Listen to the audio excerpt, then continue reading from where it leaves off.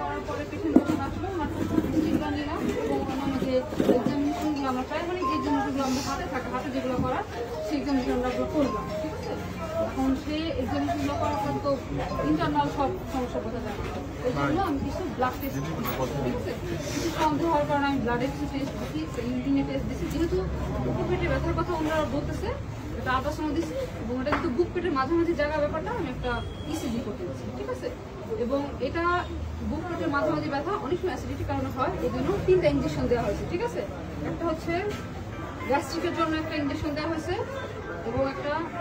Gastric পেট ব্যথার জন্য একটা ইঞ্জেকশন দেওয়া হয়েছে, গ্যাস্ট্রিকের জন্য দেওয়া হয়েছে একটা ম্যাক্সপ্রো, পেটে ব্যথার জন্য একটা অ্যালদিন, আমার যে বমি ভাবটা বারবার ওয়াক করতেছিল আমার চেম্বারে তার জন্য একটা বমি ইঞ্জেকশন। এই 3টা প্রাইমারি স্টেজ ইঞ্জেকশন দেওয়া হয়েছে, এইটুকু, ঠিক আছে। এইটুকু করার পরে রোগী বাইরের ইঞ্জেকশনগুলো দেওয়া হয়েছে, ওনার যে ব্লাড স্যাম্পলগুলো মানে যে টেস্টগুলো করতে বলা হয়েছে এইগুলোর টেস্টগুলো করতে বলা হয়েছিল, ওনারা টেস্ট পর্যন্ত আমি আর পাইনি। ইঞ্জেকশনগুলো দেওয়ার পরে যে রোগী আমার খারাপ লাগতেছে তখন আমি দিয়েছিলাম আমার চেম্বারের বাইরে বসা, রোগীকে বলছিলাম বাইরে সরে রাখার জন্য, মানে বাইরে আমি পরে আবার রোগীকে চেক আপ করলাম, বাইরের ভিতরে যে চেক আপগুলো করছিলাম বাইরে এসে আমি চেক আপগুলো রিপিট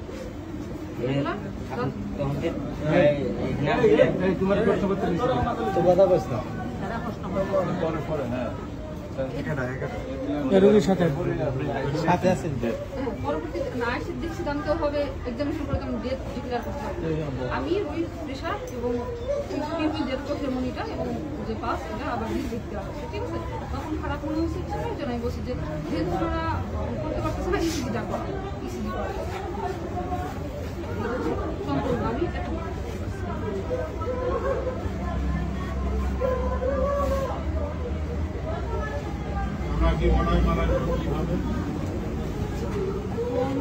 আমি এক্সাক্ট যে কারণগুলো আপনারা জানতে চাচ্ছেন এটা কোনো ধরনের কোনো পরীক্ষা নিরীক্ষা করা ছাড়া বলতে পারতেছি না। আর এই রোগীর সমস্যাটা কিন্তু বিকাল থেকে, এটা আপনাদের খেয়াল করতে হবে। গতকাল থেকে রোগী কিছু ওষুধ খাচ্ছে, রোগীর সমস্যা শুরু হচ্ছে বিকাল থেকে। আরেকটা কথা, আমাদের দেশের প্রেক্ষাপটে রোগী যতই বলুক, রোগীর গার্জেনকে যখন আমরা জিজ্ঞেস করি সমস্যা বিকাল থেকে, কিন্তু সমস্যা কিন্তু আগে তো বিকাল থেকে হয় না, অথবা তারও আগে থেকে। সকাল না ধরলে আমরা দুপুর থেকে জিনিসটা ভাবতে পারি যে না দুপুর থেকে সমস্যাটা হচ্ছে। এখন এক্সাক্ট যদি নির্দিষ্ট কজ অফ ডেথ এটা এভাবে বলতে পারতেছি না ছাড়া দেখে তো রোগী রাখবেন কি রাখবেন না, সিরিয়াস পাশে সরকারি হাসপাতাল আছে বা আছে, আপনি তো রোগীকে আপনি আর কি ইয়ে করে দিলেন ওনাকে রোগী যেটা ভিডিও করা আছে এখানে মানুষ মারা গেছে, মানুষ মারা গেছে প্রমাণ লাগবে না, আমরা তো করতে পারবো আমরা করে দিয়া রোগী যতক্ষণ আপনাকে এই তো এই জন্যই কিন্তু আমি এই এখন বসে আমি কিন্তু বসে আছি এবং রোগীটা আসা পর্যন্ত আমি রিসিভ করছি। এখন কোন একটা রোগী হঠাৎ করে দেখি পাঠানোদের রোগী কিন্তু ওটা রাজি হয় না, তখন এখন ওনারা বলে অনেকটা বলে আপনি কেন পাঠিয়ে দিলেন না, তখন আমার ওই সময় ওই অবস্থায় কিন্তু রোগীরা কোনোভাবে যেতে চাই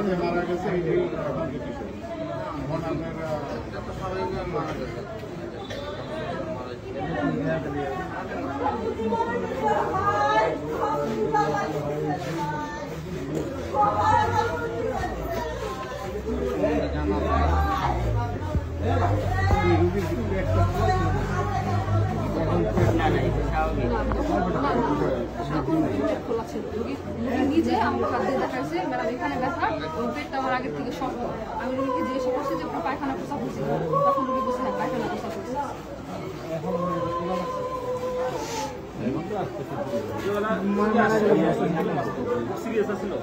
রোগীর সিরিয়াস চিন্তাগুলো তো আমাকে বললাম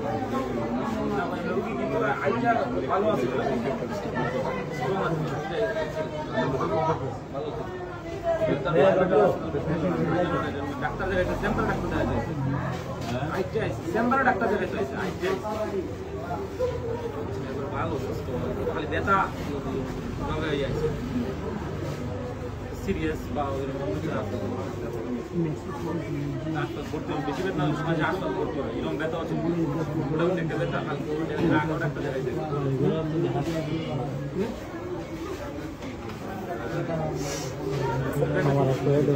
কিছুদিন আগে আমি তো ডিরেক্টর লোক বুকে ব্যথা নিয়ে এসে মারা গেছে, তুমি আপনি যেমন দিতাম কিন্তু আমার গঞ্জামাই কিনতে আছে ওইগুলো গ্রাম থেকে তাহিদ মারা গেছে বাসির খাবারগুলো দেখা যাচ্ছে কিন্তু দাম দিয়ে মন দিয়ে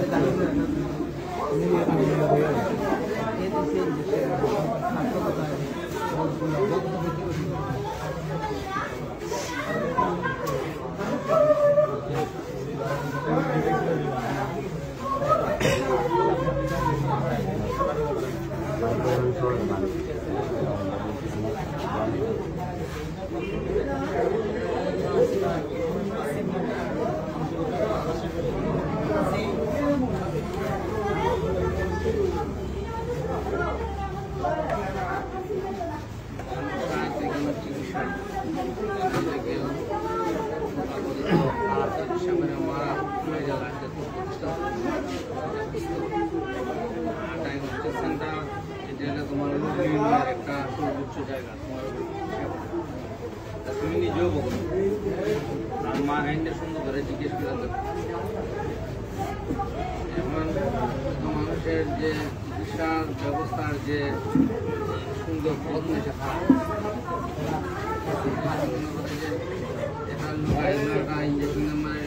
এটা তো ভাই বেশি সিরিয়াস ভাই যখন না দিলে গ্যাস্ট্রিকের ওষুধ তো তোমার ওপরও মানছে দিতেছে মানুষের মারা যায় নাহলে তো হাসপাতালে মানে ভর্তি হয় না হাসপাতালে ভর্তি করাই দেন আমার কোনো ভর্তির ব্যবস্থা আছে আমার তো ভর্তির